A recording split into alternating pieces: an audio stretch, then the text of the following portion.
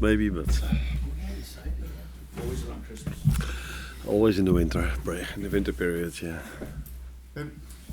Arne, just check the fitness situation at the minute, particularly Konate, Tsimikas and Bradley. How are they? Are they ready yet, or is it more the weekend or a bit longer? Kostas is coming close. He's going to train with us today, maybe for the first time. So let's see how that works out. Ibou and Connor are still not training with us. You yourself have got to serve a touchline ban for this game against Southampton. How do you feel about having to serve that, and how will it impact you throughout the game? Not as much as I thought. It should impact me because if you are suspended in Holland, then you're not allowed to be in and around the dressing room. You cannot do the media as well. So this is a lighter version of suspension. I would say that I'm used to, but I've never been used to being suspended. So it's the first time I am.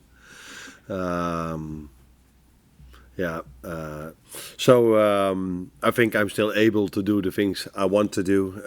The moment you have, the less impact you have on your team is during the 45 minutes, and the most impact you can have is at halftime before the game. And those are the things I can do. But in an ideal situation, I would have just been on the sideline. But I got a yellow, which I probably deserved again as well. And it happens. Do you think you've deserved all of them, or are you a little bit surprised? No. One of the three I didn't deserve, but I told what I said back then, which was for Tony.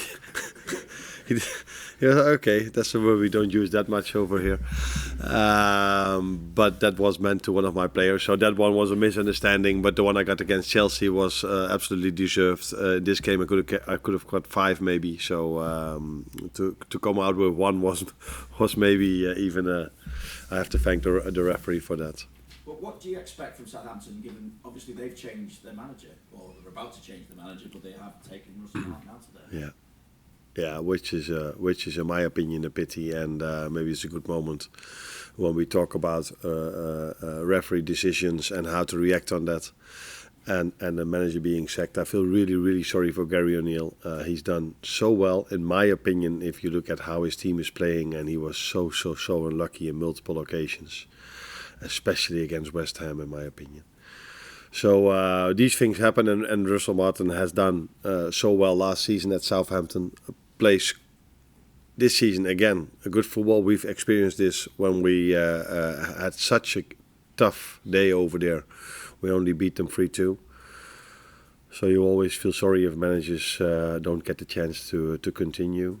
And especially in these two situations, because for me they are managers that had a good idea of how they wanted to play with the team, and unfortunately they weren't able to get enough points, and then managers get sacked.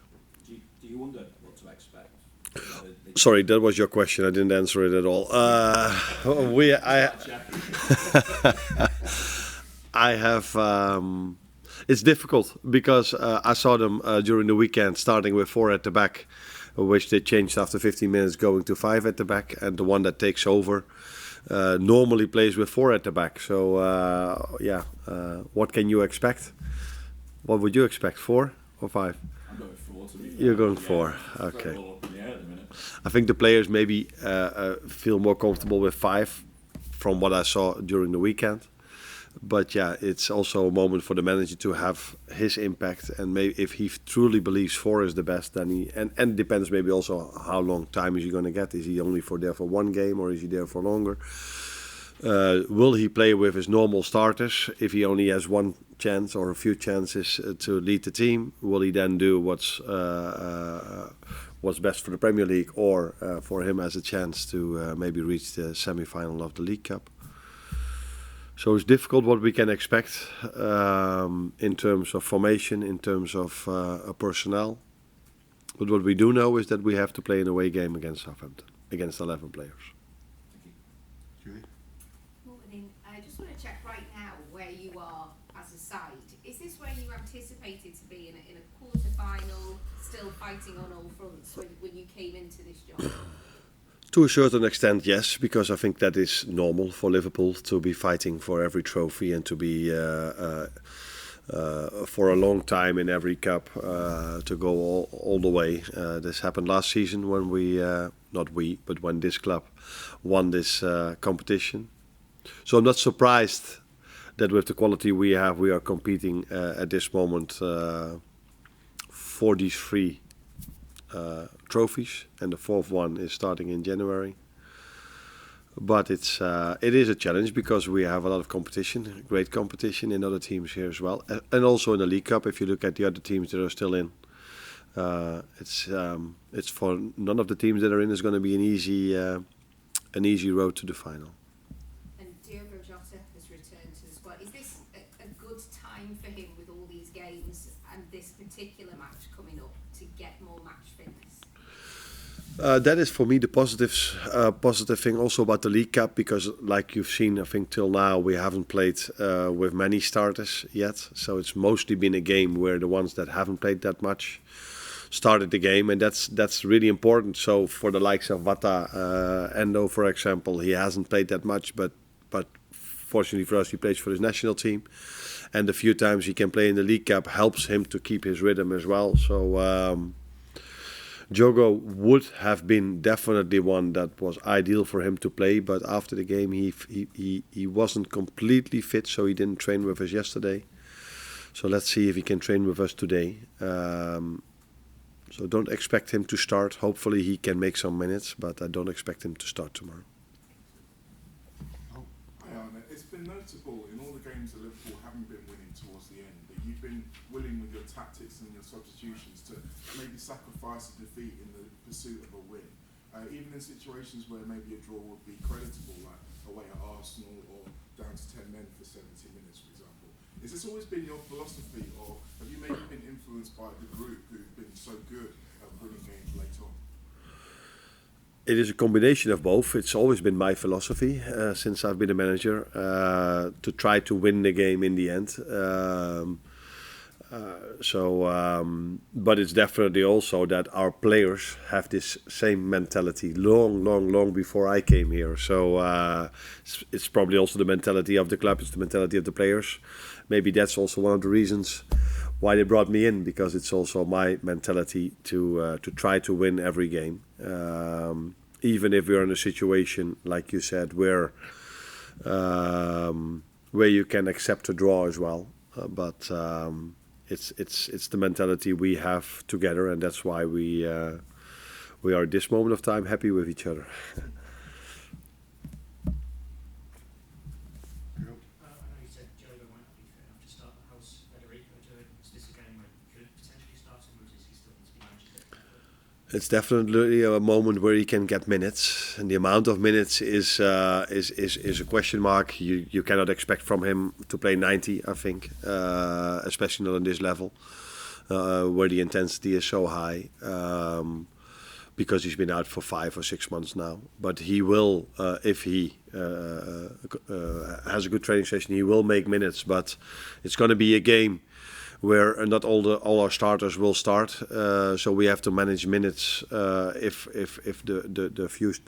we want to use a few starters, not for 90 minutes, so we have to balance. I can only make 5 substitutions, if you know what I mean. So the ones that make minutes and go off maybe at halftime can be more than 5 because you can only make 5 substitutions. So he will make minutes, Federico, tomorrow. If he starts or comes in or plays the second half, that's something we have to make a decision about during this day. It's obviously been a massive boost having Alisson back for the past couple of games, but this competition in the past has been massive for Bradley and Kelleher. Can we expect him to come back in tomorrow? Yes, you can. And you've spoken a lot about in the past about his quality, but just in terms of his character and his temperament as a number 2, it's one of the most difficult jobs in football, really. But can you just tell us a little bit about him and how he's dealt with sort of dropping back out of the team? Yes, I agree with you. It is one of the most difficult jobs in football if the first goalkeeper is always available, because then you work for the whole season and you hardly ever have the chance to play because you normally don't come in 10 minutes or 15 minutes before the end. He's, unfortunately for us, but good for him, he's already made quite a lot of minutes. So I think if we make a list of players of the amount of minutes, there will be players that have far less playing time than him. So I think he can look back at the first half season as for himself as a positive first half of the season. We as a club, of course, hope that all players are available in the second half of the season, so he will not make the amount of minutes as he did in the first half. But we are really fortunate to have such a great second goalkeeper that if we need him, he's able to do as well as he did. Can you talk a little bit about your backroom staff, because they'll be maybe a bit more in the spotlight tomorrow? Yeah. Everybody being suspended.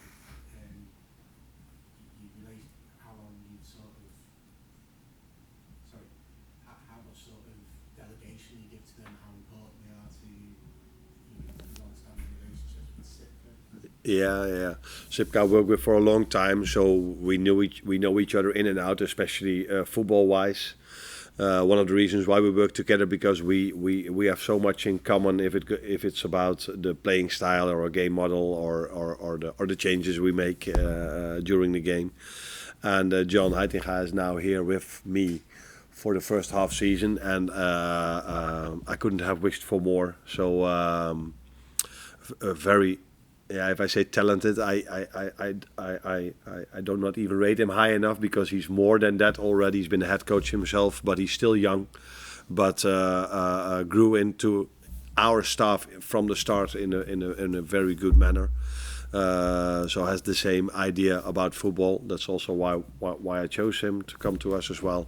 But the way he's with the boys, just like Sipke, is very positive. We do almost all the things we do together, like in every other staff. I think it's like this, but that's definitely the way it is over here as well. They get a lot of time to work with the players in the individual way, but also lead part of sessions. Have the same idea about football as I do. So yes, I will be involved tomorrow, but if I wouldn't be, that would not be a problem at all for the players. They would not notice anything different then, I think.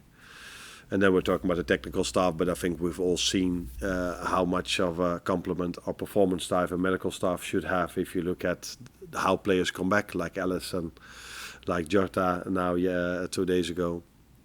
But also that we can be with 10 and our opponent can say it felt like they had 11. That probably tells you a lot about our performance staff and about the players, but I have given them enough compliments. So let's stay with the performance staff and the medical staff and my backroom staff for now. Just one on the suspensions. Do you think you need to change anything in the way that you behave on the touchline, or is it just unusual? Have you thought about that at all? Nah, you always reflect, but I think in general I'm calm. But if I don't know if it's smart to say this, but if so.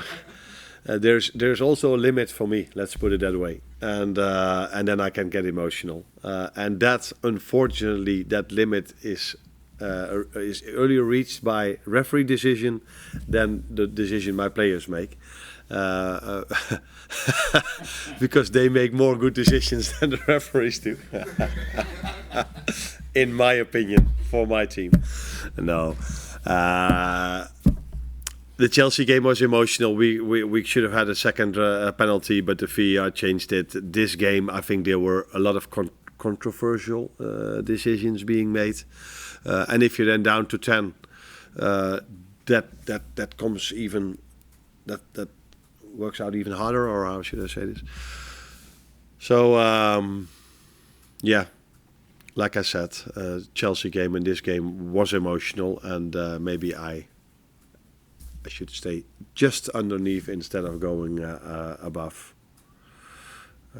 Yeah, it is what it is. I think I have 3 options to go now again, don't I?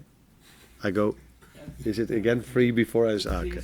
Yeah. Okay. Funny, on that topic, Arne, I just wanted to say, because obviously we're very used to what Jurgen Klopp was like on the touchline. You are not like Jurgen Klopp on the touchline, but does this show you've still got that, what we say, fire in the belly? You still have that passion? Yeah, I don't always think you have to show it to have that fire. I think it's clear that if you work in a club like this or around the world at a top club, you do have this fire inside you of that you want to win every game, and you try to influence as much as you can.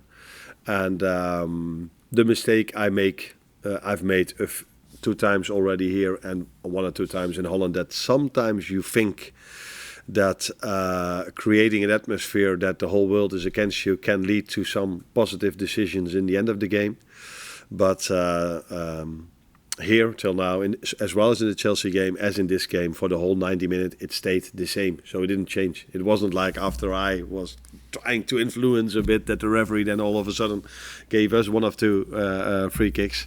No, he just kept for the whole game the same. So I know that it doesn't work, but yeah, sometimes you feel, can I influence that a bit? But it didn't help at all. Well, last one. If Sumakasi and Fitzmaul, you only have 4 defenders with anti-box and suspenders. Are players like Marvinello, James Norris even, would they be ready to step up this way? And what do you make of the other players' developments during this time? It's very positive. You talk about these 2 now, but I think we have a few others that have made a good impact in our training sessions till now. We've also used them, like Trey has been used already in the League Cup. I'm aware of the fact that we have only 4 defenders available, and probably the ones that have started a lot of times will not play 90 minutes for sure, and maybe not even at all. So it's going to be either academy players that are going to get playing time, or it's going to be players that nobody would expect to see in the last line that are going to play in the last line tomorrow.